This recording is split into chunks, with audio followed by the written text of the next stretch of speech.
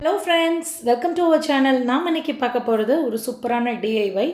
எல்லோரும் ஃபேஸ் பண்ணுற ப்ராப்ளம் தான். இந்த மாதிரி சோப்பு டப்பாவில் உள்ள அந்த ஸ்பாஞ்ச் வந்து எப்போயுமே ஈரமாகவே இருக்குது. இதனால நிறைய கிருமி வரும். ஸோ அதை எப்படி குறைக்கிறது, அதுக்கு சின்னதாக ஒரு ஹோல்டர் செய்ய போகிறோம். முதல்ல இந்த மாதிரி யூஸ் பண்ணாத வாட்டர் பாட்டில் ஒன்று எடுத்துக்கோங்க. அதோட நெக் சைடு மட்டும் கரெக்டாக அந்த நெக் முடிகிற இடம் வரைக்கும் கட் பண்ணி எடுத்துக்கோங்க.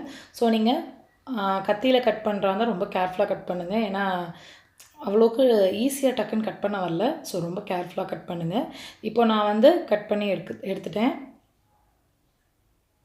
கட் பண்ண போர்ஷனை நமக்கு கேப் தேவையில்ல.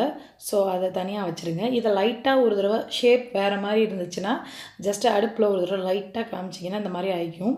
ஸோ ஒரு டெஸ்டரோ ஏதாவது ஒரு சூடு பண்ணுறதுக்கு ஒரு இதை எடுத்து நல்லா கரெக்டாக ஒரு இடத்துல மார்க் பண்ணிக்கோங்க லைட்டாக. ஏன்னா நம்ம கண்ணா பின்னான்னு எல்லா இடத்துலையும் ஹோல் போடாமல் நான் ஒரு பர்டிகுலராக ஒரு இடத்துல மார்க் பண்ணிக்கிட்டிங்கன்னா உங்களுக்கு அதில் ஹோல் போடுறதுக்கு கரெக்டாக இருக்கும். இந்த மாதிரி கோணி ஊசி இருக்கு இல்லையா, அது இல்லைனா வடை திருப்புற கருது, இது ரெண்டில் எதுலையாவது ஒன்று ஹோல் போட்டு இந்த மாதிரி எஸ்ஹூக் எல்லார் வீட்லேயுமே இருக்கும், ஹேங்கர் அந்த மாதிரி யூஸ் பண்ணிக்கிறதுக்கு.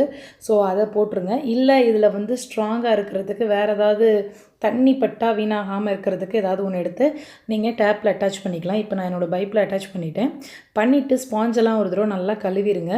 கழுவுனதுக்கப்புறம் இதில் உள்ளே நம்ம எப்படி விளக்கி முடித்ததுக்கப்புறம் நல்லா கழுவுனதுக்கப்புறம் அதிலே வச்சுருங்க.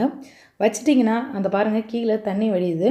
ஸோ இதை திருப்பி நம்ம மறுதடவை விளக்குற வரைக்குமே உங்களுக்கு ஈரம் இல்லாமல் காஞ்சபடியே தான் இருக்கும்.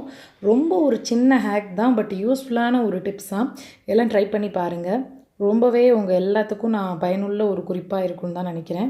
கட்டாயம் அதே போல் எப்போயுமே விளக்கி முடித்ததும் டெய்லி செய்யாட்டியுமே ஒரு 2 நாளைக்கு ஒரு தடவை 3 நாளைக்கு ஒரு தடவை நம்மளோட சோப் வைக்கிற பாக்ஸு அதை வந்து ஒரு தடவை விளக்கி வச்சோன்னா நல்லா பளிச்சுன்னு சுத்தமாக இருக்கும்.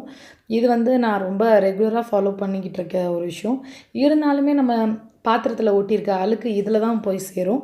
ஸோ அதுக்குன்னு ஒரு தனியாக ஒரு நார் வச்சுட்டு அடிக்கடி அதை விளக்கி ரெகுலராக செய்ய முடியாட்டி 2 days ஒன்ஸ் விளக்கி இந்த மாதிரி வச்சிங்கன்னா நல்லா பளிச்சுன்னு இருக்கும்.